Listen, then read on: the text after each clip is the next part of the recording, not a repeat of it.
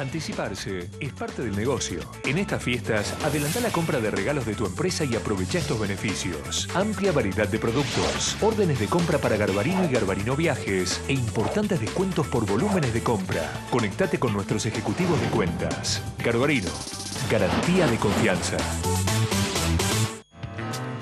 Para las próximas vacaciones, los hoteles Howard Johnson ofrecen promociones especiales.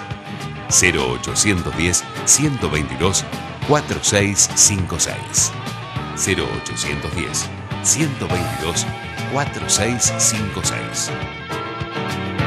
Howard Johnson makes you feel at home.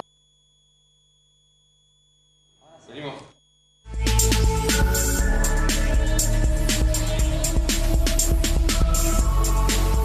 ¿Qué está ocurriendo con la economía de estos días? ¿De qué manera estamos viviendo? ¿Se enfría la economía? ¿Qué está sucediendo incluso con la cuestión vinculada a las importaciones? ¿Cómo afecta esto a la producción nacional? También, dentro de esa realidad, lo que sucede con los medicamentos, ¿faltan o no? ¿Es un mito o es una realidad? ¿Qué ocurre con los laboratorios? ¿Qué sucede en las farmacias? ¿Qué ocurre con la energía? Temas para hoy en Debate Industrial. Soy Néstor Esclausero y ya comenzamos a compartirlo.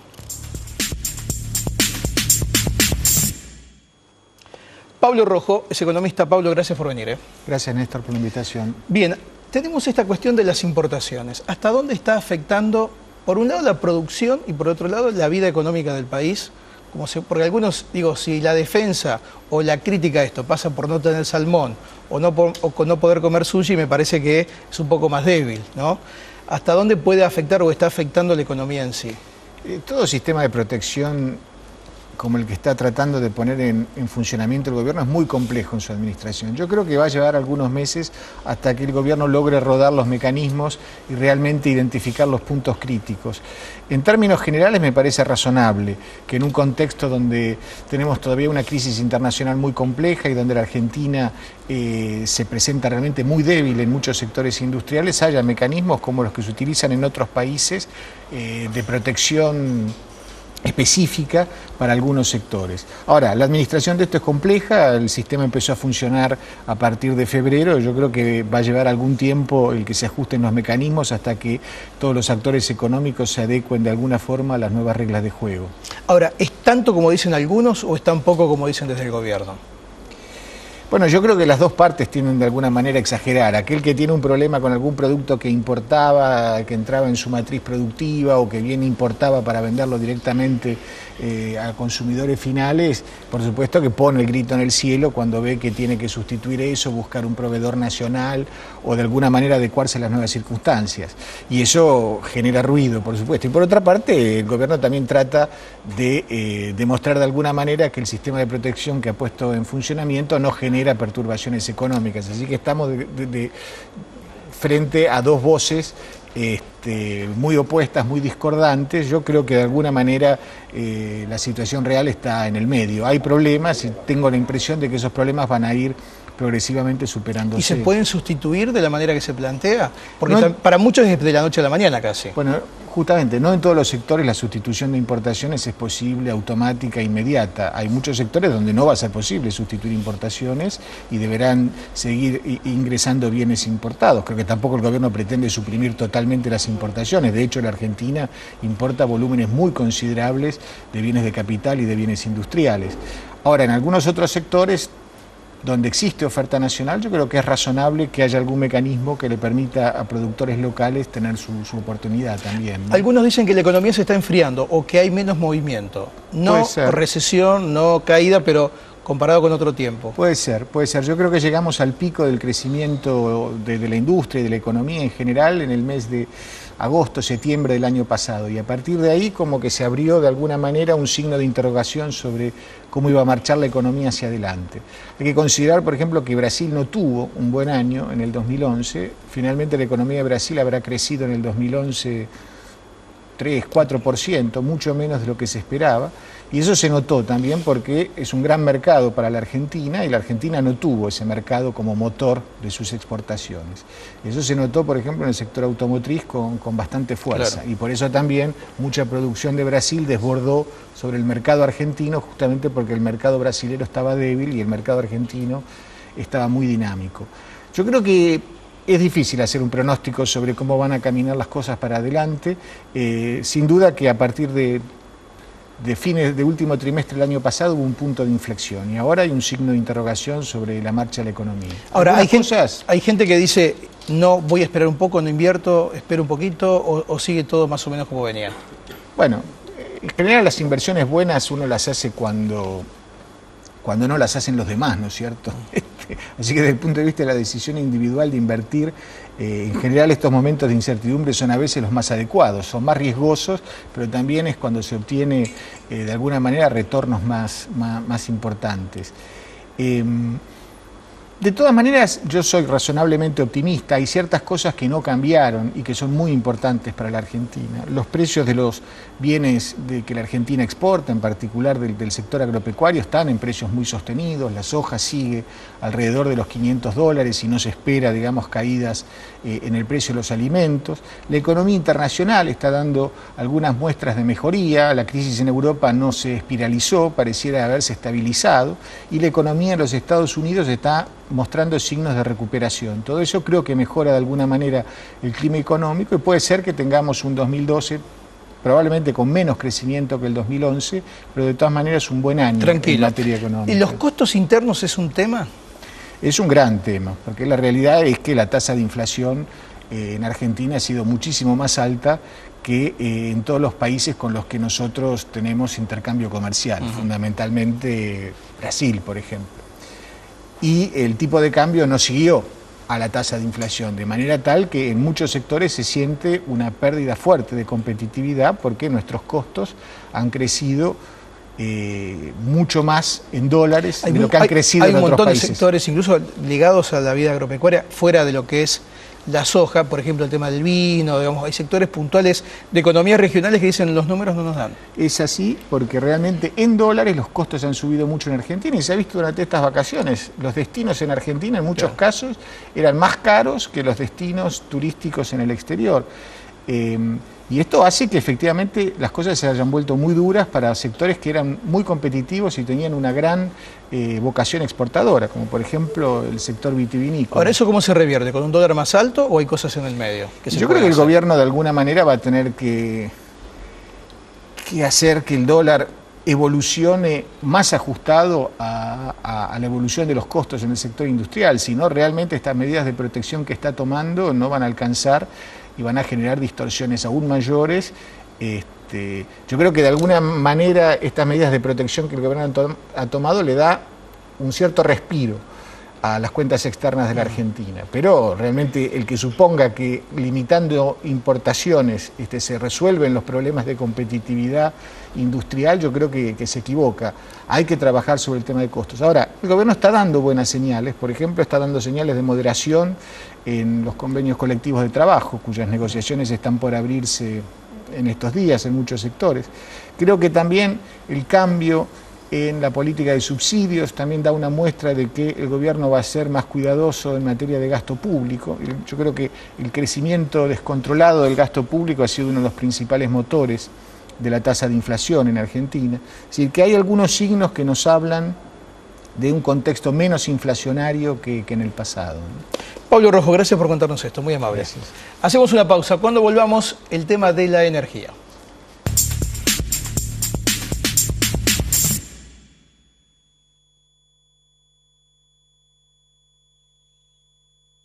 Anticiparse es parte del negocio. En estas fiestas, adelantá la compra de regalos de tu empresa y aprovecha estos beneficios. Amplia variedad de productos, órdenes de compra para Garbarino y Garbarino Viajes e importantes descuentos por volúmenes de compra. Conectate con nuestros ejecutivos de cuentas. Garbarino, garantía de confianza. Para las próximas vacaciones, los hoteles Howard Johnson ofrecen promociones especiales. 0810-122-4656. 0810-122-4656. Howard Johnson makes you feel at home.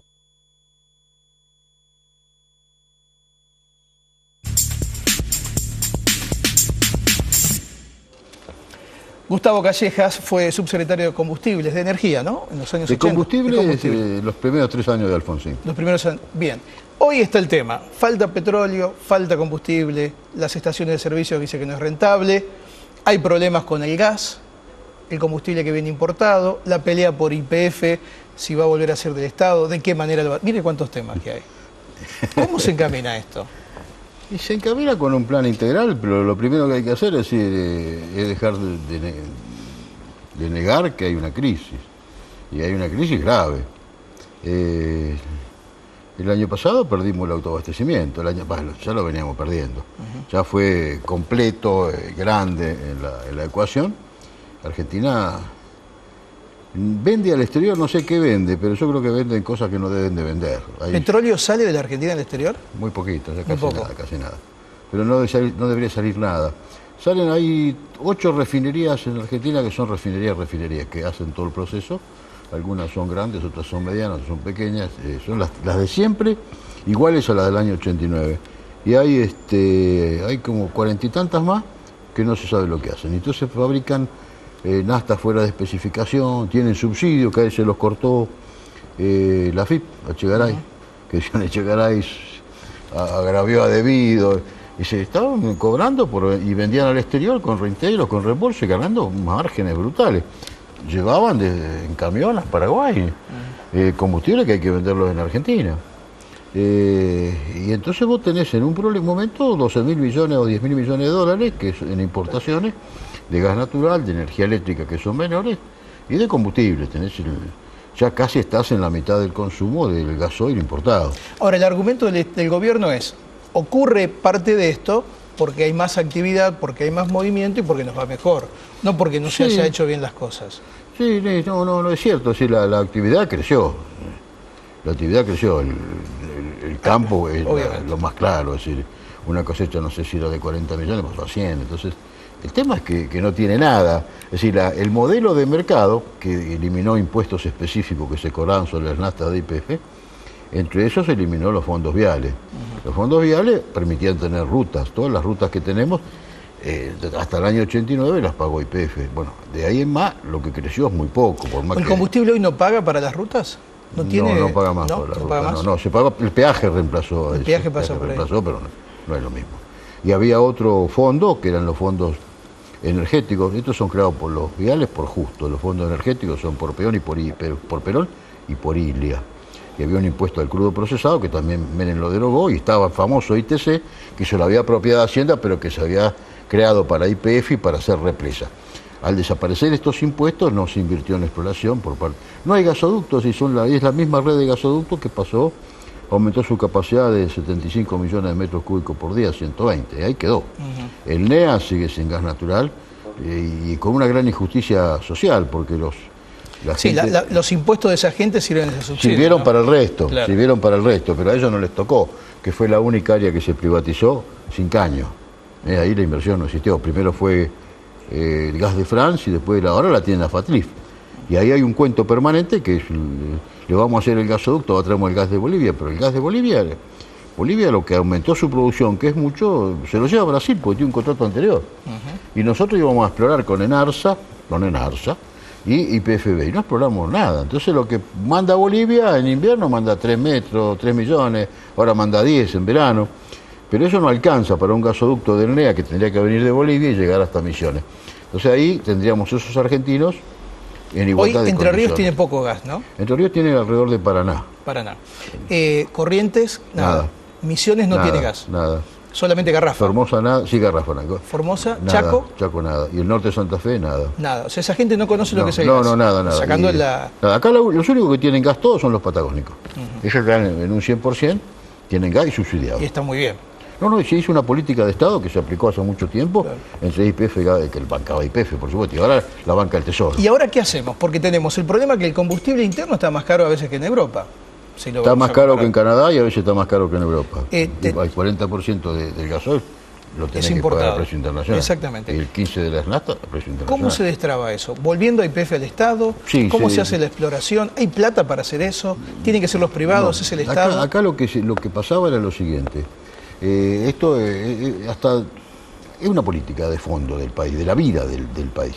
que empezó con Figueroa Alcorta y terminó con Alfonsín, donde todos los presidentes, mirá lo que te voy a decir, de Figueroa Alcorta empezaba, después seguí con Sáenz Peña, Irigoyen, Alvear, Perón, Ili, Aramburu, Justo, hasta Alfonsín, todos pensaban lo mismo, es decir, los hidrocarburos son un bien estratégico y la herramienta es YPF. Y había problemas que el contrato de la California, que los contratos de Frondizi, pero eso era lo fundamental. Y empezaron capturando la renta, es decir, la YPF dice, bueno, esta es la vaca lechera, entonces le ponemos un impuesto para el camino, le ponemos un impuesto para hacer represas, le ponemos un impuesto para hacer buscar gas. Entonces todo eso armó la infraestructura del país. Y además YPF vendía barato. ¿Para qué? Vendía barato para la industria y vendía barato para los otros. Es decir, y vendía con calidad. Y tenía el año 89, las refinerías estaban bien. Montamá inauguró en el año 88, que era secretario de Energía, un avance tecnológico espectacular. Y teníamos, tecnológicamente, teníamos un laboratorio, por ejemplo, que el de Florencio Varela, que estaba entre los mejores de América con la concepción norteamericana, entre todos. Venían todos a hacer laboratorio. Lo cerraron, el Tesoro lo cerró. 1.500 técnicos, los mejores del mundo, a la calle. Después echaron 50.000 personas y entraron a repartir áreas. Y entraron a repartir áreas y descubrir que en Argentina habría el mercado iba a arreglar todo. El mercado decidía y el Estado se borró. Entonces la renta se fue. Eran 5.000 o 10.000 millones de dólares al año que antes se recaudaban por ingresos de YPF o de gas del Estado o por ingresos de impuestos, pasó a las petroleras. Y las petroleras decidieron llevársela. Un colega tuyo que es economista dice, pero no puede ser. Sí, es así. Se llevaron entonces a Petro. Se llevaron afuera. Pero se llevaron porque se lo permitió el país. El país se lo permitió. El país se lo permitió. El mercado decidió que se lo llevaban. Ahora, eso no exploraron y exportaron. Entonces nos quedamos sin nada. Entonces te quedaste sin reserva y te quedaste sin producción. Y te quedaste sin obra. ¿Y eso hoy cómo se revierte? Hoy? Yo sostengo que acá hay que invertir, hay que recuperar el subsuelo. Sacárselo a las provincias y sacárselo a las empresas. Las empresas pueden trabajar como trabajan en todo el mundo, con contratos de explotación, pero no de este tipo como está en Argentina. No hay en el mundo contratos de concesión donde el petrolero decide. Eso no existe más. Eso del año 80 no existe más. Y acá existió. Entonces hay que recuperarlo para el Estado, capturar la renta y tratar de cambiar la ecuación energética. Acá el 92% es gas y petróleo, que viene importado además. Claro. Cada día, si este año pagamos 10.000 millones de dólares, este año vamos a pagar con el aumento del petróleo, vamos a pagar 18.000. Entonces lo que tenés que buscar es hacer represas y hacer atómicas. Es decir, que no son no convencionales y son no renovables. De paso manejas las aguas, creas centros de recreación. Por ejemplo, Paraná Medio es imprescindible, porque 2x3 el Paraná se te va de las manos. Las represas de llanura de la provincia de Buenos Aires las había descubierto Meguino. Bueno, vos mirás a Córdoba y tienes los Tajamar, son hechos por los comechingones o los viejos. Sigue todavía como antes. Acá estamos es igual. Una política a largo plazo. Usted es dice una que... política a largo plazo que hay que poner 5.000 millones de dólares por año. Así, uno arriba de otro. 3 chocones por año tenés que habilitar. Si eso y no se hace, empezás a salir. Desde ahí salir. Entonces, ¿quién lo pone? Lo pones quedándote con la renta, echando a los petroleros privados de las áreas, quedándote vos con esas ganancias, la de Repsol que no se la lleve más, la de Petrobras que no se la lleve más, o con aumento de tarifa, que la gente no puede pagar, por eso no pueden arreglar el tema. Gustavo, gracias por contarnos esto, muy amable. No, gracias a vos. Pausa, cuando volvamos el tema medicamentos.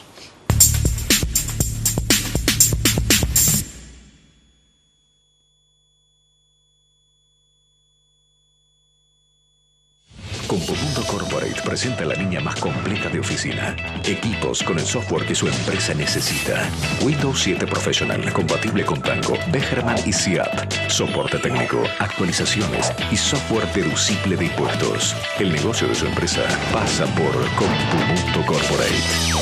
En Apart Hotel Rotuí te estamos esperando para que disfrutes de unas vacaciones únicas. En San Martín de los Andes, Apart Hotel Rotuí. Diferente a todo lo que conoces.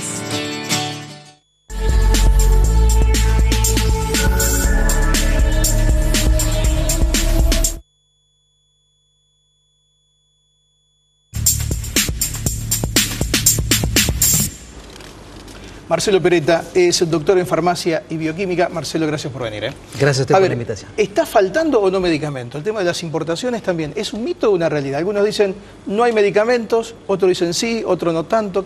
¿Cuál es la realidad?